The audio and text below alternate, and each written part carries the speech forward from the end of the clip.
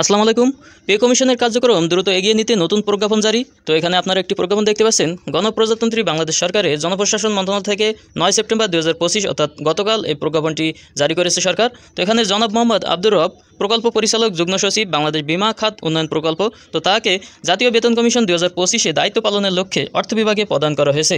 অর্থাৎ সরকার কিন্তু পে কমিশনের কার্যক্রম যাতে দ্রুত বাস্তবায়ন বা দ্রুত শেষ করতে পারে সে লক্ষ্যে পে কমিশনের এই নতুন সদস্য সংযুক্ত করেছে। এর আগেও সরকার কিন্তু এরকম প্রজ্ঞাপন জারির মাধ্যমে নতুন সদস্য সংযুক্ত করেছিল।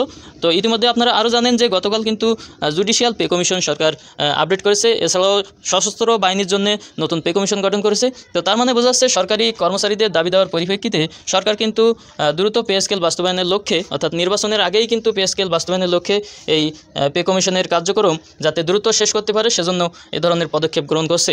এবং সরকারি কর্মচারীদের দাবি দেওয়া কিন্তু ঠিক সেরকমই, অর্থাৎ সরকারি কর্মচারীরা চাচ্ছে যে নির্বাচনের আগে যাতে নতুন পে স্কেল বাস্তবায়ন হয় এবং এ সরকার এই পে স্কেল বাস্তবায়ন করে যেতে পারে সে বিষয়ে সরকারি কর্মচারীদের সংগঠনের পক্ষ থেকে বিভিন্নভাবে দাবি দেওয়া তোলা হচ্ছে।